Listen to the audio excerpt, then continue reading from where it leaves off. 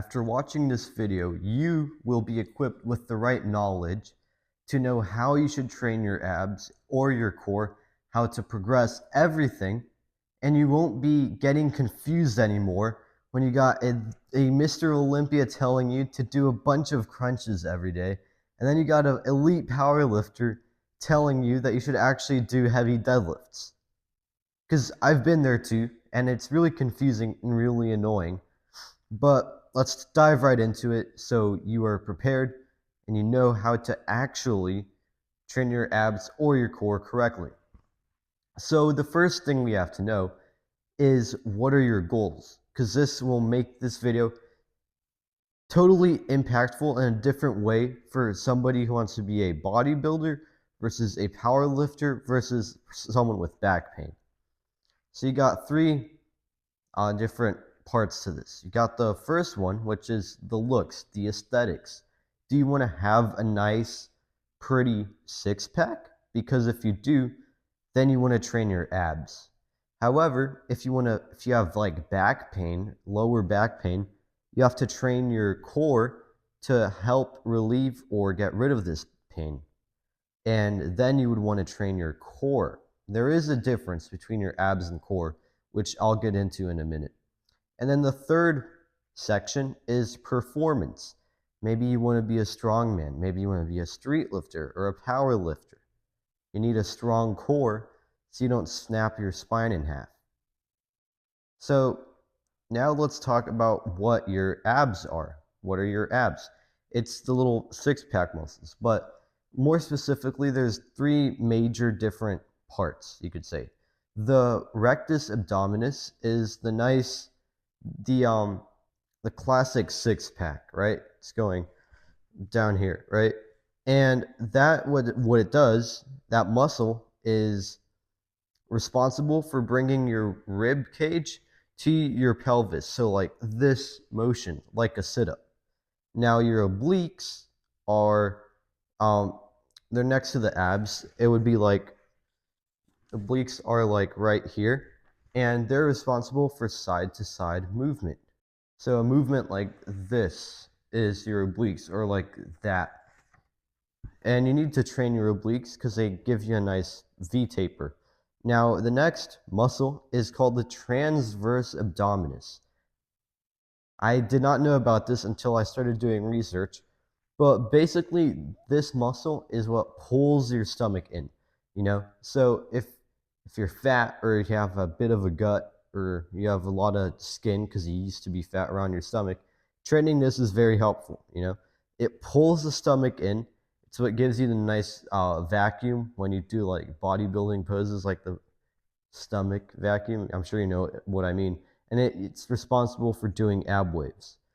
If you had to visualize the muscle, it's basically this huge belt going around your core. That's what it looks like. Now, not the next thing, but the difference now between your abs and core is that the core consists of your abs, which is everything I just listed, your upper traps, your back in general, all these things that contribute to stability. So, if you want abs, what you have to do is you have to do contraction for the movement, for hypertrophy. So that means doing sit-ups or crunches or cable crunches, contraction. However, here's the catch. For performance and feel, you want to prevent this movement from happening so you don't get injured. For example, if I'm a bodybuilder and I want a nice six-pack, I should be doing all the crunches I can do, right? But if I'm squatting, I want strong abs, obviously, but I don't want them to go like this when I'm squatting. I want them to hold me upright. So imagine I'm squatting and they do like a mini sit-up during the squat. So I go up and then I do a sit-up like that, you know, like I bring my rib cage to my pelvis. That would be horrible. So I want it to prevent this from happening. So like that. So for performance and feel, you want to do the anti-movement. This is a really interesting concept, but it's true. So now we're going to talk about movement patterns, different types of movement patterns. You got flexion, which is your body coming closer together. You got lateral flexion, which is a side bend. Then you have extension, which is your back coming closer to your hamstrings. So basically the opposite of flexion. And then rotation, which is moving side to side.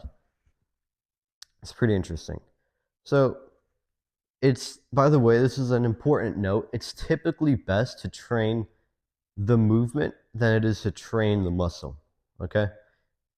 Now, let's talk about 3 different types of exercises you can do, different categories of exercise. This is kind of interesting, guys. It's a lot of stuff to learn about training your core, so you should definitely be paying attention, and you should also be taking notes, okay? So the first one is free weights. These are very, very good for developing your core strength, and for your ab strength, your ab size, it's sub-decent. It's decent. It's all right. So what would this be? Free weights. 2 good exercises would be deadlift and overhead press. These utilize your core a ton. Now you got isolation exercises, like for example, crunches or leg raises or cable crunches. These isolate your core. And then you got this really weird category that I'm going to try my best to explain. And it's basically suspension exercises. The best example I can give of this exercise is, imagine you're doing a push-up, but your feet are on like a ring, on rings, or on a TRX band. And you're doing push-ups like that. That utilizes your core. So these are the 3 types of exercises you can do for your core. So now we're at the final stretch. Give me all the attention you have, because it's going to be extremely important. So if you're here for the aesthetics, the looks, the pretty 6-pack, what you want to do is do 50% free weights and 50% isometrics. Isolations, my bad. Now this is all science-backed. It's proved by science. So this is the stuff, okay? I'm not messing with you guys. You have to do 50% of your core training can be free weights, 50% is isolations. Now, let's say you're training leg days on Tuesdays, and on leg day, you do front squats, and then you do back squats, and then some other exercises. And then on Friday, you're doing push, and you're doing overhead press. So that's already 3 core exercises. And let's say on Saturday, you're doing leg raises and sit-ups. Perfect. It's almost a 50-50 split. It's perfect, right? But if you're only doing isolations, then you have to put some free weights in there. So 50-50 split. For performance, you want to do 75% free weights, 25% isolations. So, for example, if you're a power lifter, you're already doing squat a ton, deadlift a ton, and bench press. But bench doesn't really utilize your core. So, what can you do? Let's say you train squat and deadlift each 3 times a week. So that's 6 training sessions.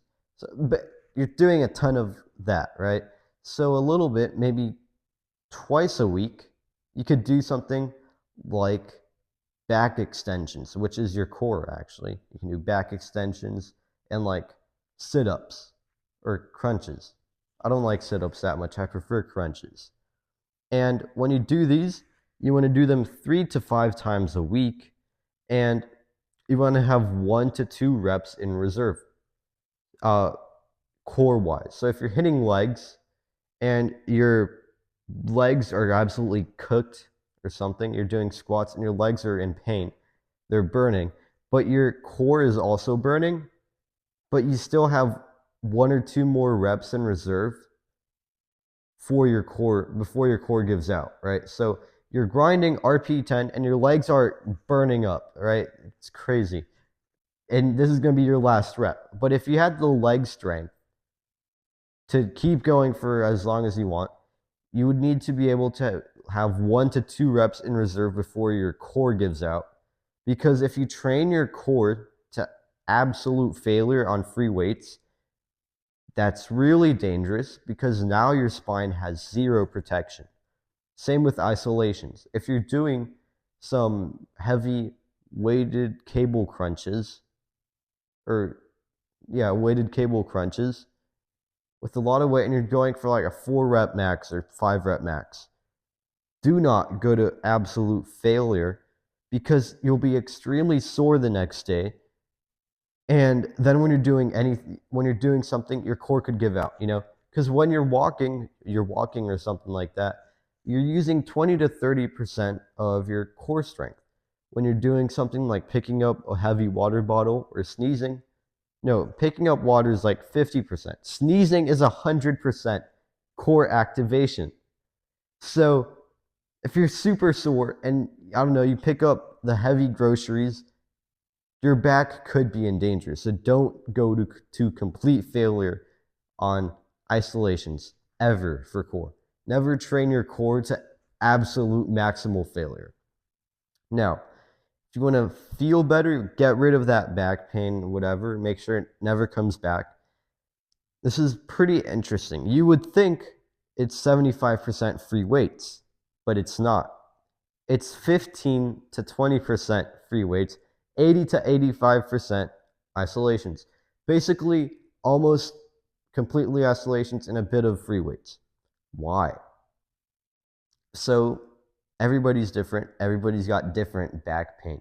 I don't have back pain, but anyways, older people have back pain and they might have it in a different place, right? Or maybe you're like traps hurt instead. I don't know, whatever.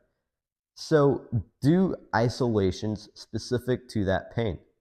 So if your lower back hurts and doing back extensions alleviates the pain, or leg raises alleviates the pain, then do that.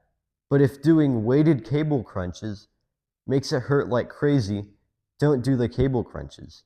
Do the leg raises that are good, helpful to get rid of the pain. And do a little bit of free weights, but that's not the priority.